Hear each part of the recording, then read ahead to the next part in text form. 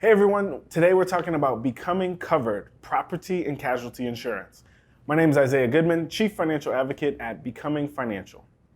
One of my favorite commercials, it's a long series, it's an insurance company that has the guy who's acting like mayhem. And somehow, some way, he always messes something up and they talk about having the right type of insurance. Well, here at the end of the year, I know we're enjoying our holidays. Happy holidays to everyone out there. I wanted to talk a little bit about covering not just yourself in case something happens to you or your family, but your stuff. So today we're talking about property and casualty insurance to make sure that as a part of our financial planning, we're not paying out of pocket in case something happens to all the stuff that we just got for the holidays. So some things to think about when it comes to property and casualty insurance. This is separate from disability insurance, life insurance, and long-term care. We've talked about those. Those are when you have some sort of health event on your person. When we think about property and casualty insurance, it's our property, and casualty is basically saying all of our stuff and or our ability to be able to work with that stuff. So some things to think about, first of all, is how does this insurance work? Is it any different than the other types of insurance, disability, life insurance? A little bit. So it's the same basic concept. Everybody pays into a bucket or a pool. Based on your premium rates and your deductibles, you're paying a certain rate into this pool. The insurance company then has actuaries who is basically calculating and predicting with a good amount of accuracy how often they think things will happen. So let's say you have a car, you're this age, you live in this state, and it's this type of a car. They can pretty accurately predict how often you may or may not get into a car accident. And so then they know how much to charge for your premiums. When they have that with a big pool of people, several million people paying several $100s per month, then they take all of that money and they invest it. A number of different things like real estate, bonds. They invest in a lot of different assets so that they can grow that pool. Then they know potentially every year there's going to be some claims to pay. People are going to get in accidents, something's going to happen to their house, they're going to lose stuff, and the insurance company then pays the proceeds with the money that grew in the pool. And then you repeat year after year after year. So that's generally how insurance works. Pretty much the same with property and casualty insurance. Today I wanted to talk about a couple other things in regards to how we protect your stuff. So first one, auto insurance. It's actually legally mandated in many states. If you're driving around without auto insurance, you might be able to get your car impounded or even get a fine or arrested. So make sure if you're in one of those states where it's legally mandated, just get it. Next, make sure you understand how it works. So one of the first things is that it covers two different things.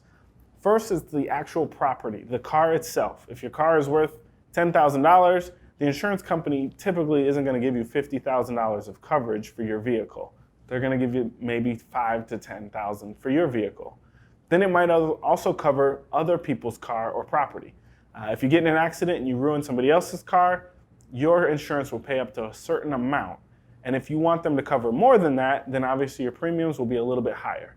If you damage stuff, if you hit a storefront or other property, there's going to be a certain amount of insurance that will cover those needs. Then the other flip side of that is actual people. So if there is an accident, there's an event, and people are injured, there'll be so much insurance that can cover any sort of personal injury, liability. On the flip side of things is where you've got liability insurance if somebody is actually injured. So if you hurt somebody in a car accident, your insurance is going to have to pay up to a certain amount, and obviously their insurance will have to pay a certain amount as well. This is why many states really mandate that you have auto insurance. Again, some things to consider here. If you have any sort of a more expensive vehicle, maybe you've got a lot of speeding tickets or accidents on your record, that's going to make your premium higher because the insurance company is taking on more risk. And then on the other side of that, if you've got a pretty clean record, maybe a little bit older vehicle that you've paid off completely, anything that makes it easier for the insurance company to improve their odds of not having to pay out a claim, then it's going to be cheaper for you. So keep that in mind when you're shopping for auto insurance. Next thing is covering home or renter's insurance. So these obviously cover the big things like a fire or weather damage. For example, you might need to get a new roof after a hailstorm. Same sort of process. You have your property, they come out and they say it's worth about this much, and then here's how much was damaged in the event. And then they try to basically indemnify, which means if you had this much of property, they get you back to that same amount. Never will you see an insurance company give you above and beyond what you had in a value. So some things to consider, obviously fire, leaky roof, weather, that sort of stuff. Some things that are typically overlooked or missed is flood insurance. Many states don't mandate that you have flood insurance. Homeowners insurance doesn't cover it. So you need to actually buy a separate flood insurance policy. So this was actually a tough one around Hurricane Katrina. Many insurance companies gotten a lot of flack because they said that most of the damage wasn't from the weather, like the wind and the storm. They said it was from flood damage, and many of those people didn't have flood insurance. So definitely something to think about if you're in an area that could possibly get a flood. Last thing here, property insurance. That's just all of your stuff. So we're celebrating the holidays. If you got a bunch of cool new gadgets and gifts, make sure you get some coverage. One of our good friends has a place called Upsy.com. If you check that out, you can get insurance coverage on your electronics that might be a little bit cheaper than in the store. So check that out, and that's something that can also do coverage for like your rings and any other personal property. Ask your insurance company if you have homeowners insurance, see if they'll put on your engagement ring or your big stereo system or any sort of goods that you have that are worth value. You can actually get that covered under property insurance.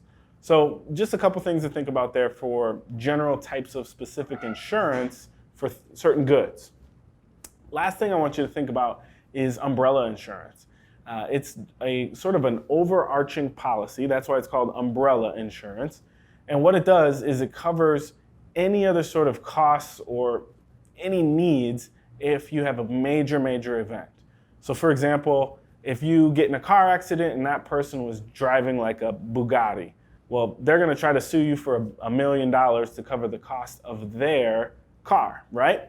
Well, your insurance policy might only cover $50,000. If they can prove that it was definitely your fault, they're going to try to sue you for that $1 million and get their money back. An umbrella policy could cover that. Or if you're a business owner or a homeowner and somebody gets hurt in your home or business, they might try to sue you for above and beyond what the property is worth. Umbrella policy falls into place. So these are things that are generally not typically talked about or covered, but things to consider. So when you're reviewing your financial plan and looking at everything that you've done for the year, make sure you've got your auto insurance, your home or renter's insurance, your property covered, and make sure you take care of all of that with an umbrella policy just in case. Make sure you follow us, subscribe to our videos and updates, and check us out on social media.